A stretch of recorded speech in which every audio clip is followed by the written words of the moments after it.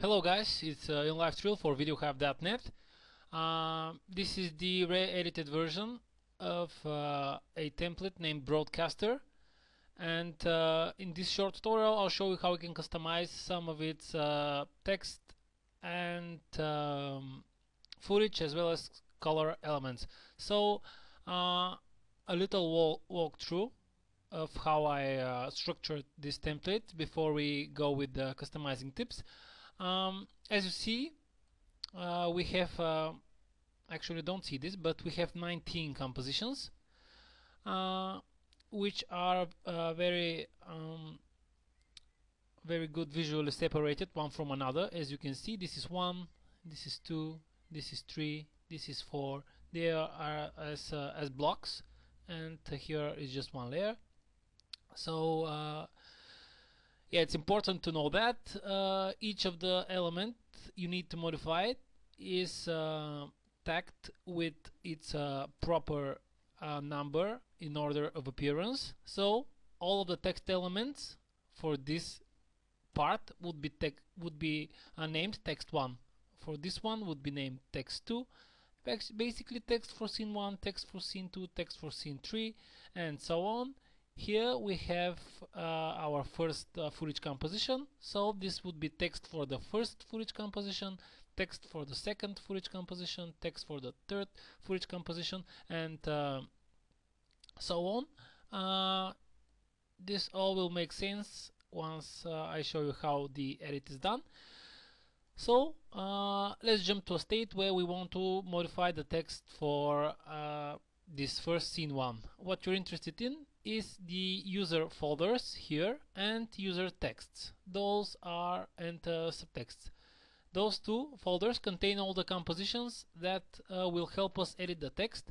So let's start with the just to know, subtext is those small titles that appear in the first 4 compositions. They won't be found in any other place of the template, which means that we have only text1 to text4 subtext compositions, which are very easy to edit. But before that, let's jump to the user folder with the text compositions.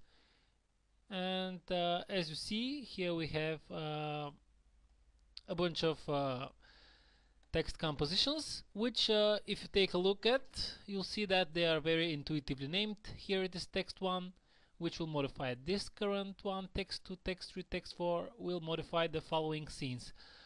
What about the scene where the footage appears? This is the first footage composition. It's also very easy to identify. Here it is footage 1, text 5 for footage 1. There is no other first compositions, just once. So this is the text for the first footage composition. Footage 2, this is text 6, meaning the text for the second composition. And here we have bars. So here it is footage 7 for footage bars. And it's really very easy once you understand how I named those. So let's start with text 1. Let's find it. Text 1 for scene 1. Double click it. You see we have a text layer with text layers actually, which if you take a look at, are all named do not edit except for the first one. This is the one we should edit. The other ones should not be touched. So double click the edit text. Text layer, as you see, it becomes editable. Now type scene 1, for example. And as you see, all of the styles are correctly applied. Let's close text 1 tab and jump forward. Here it is, our scene 1. Title updated and looking good.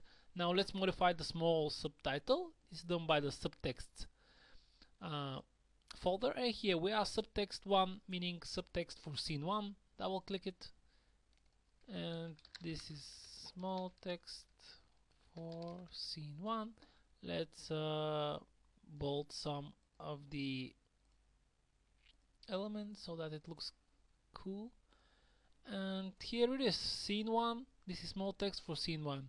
I hope you got it. It's nothing really complicated. Sorry about that.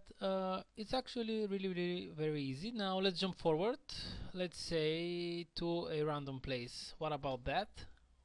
Once we select it, we see footage compose tree, meaning this is the third footage composition.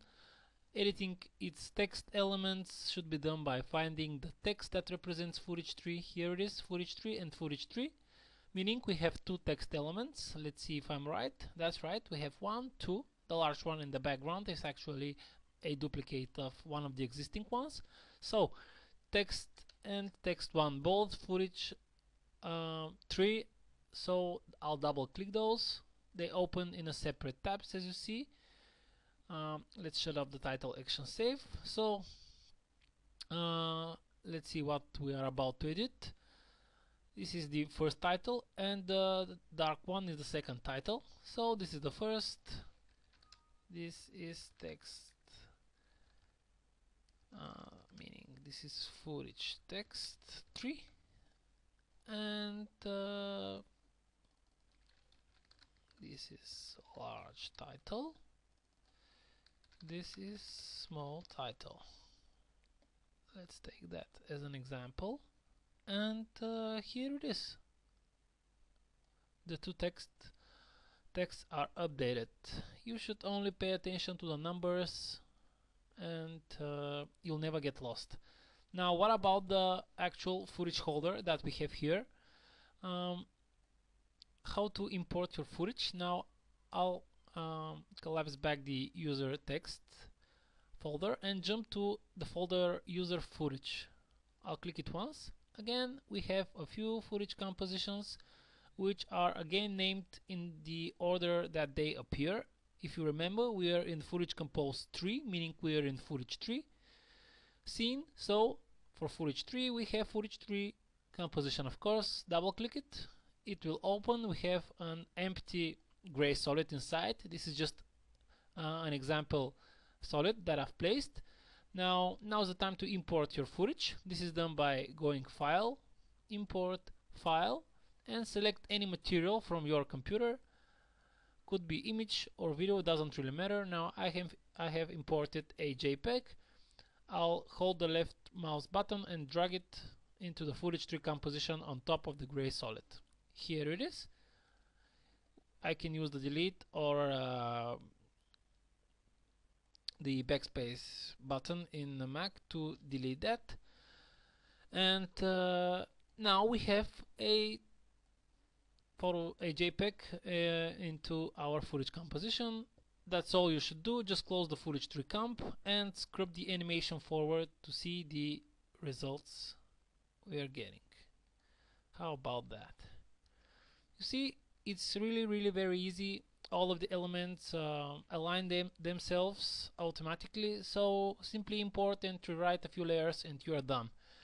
Now actually that's pretty much it. What else you can do? All of the other edits are done the same way. There is no point in showing them. If you have any difficulties, just rewind the tutorial and watch it again. Now I have placed a color layer, if you pay attention, under the fader. Now select that color and hit the effect controls panel, which could be found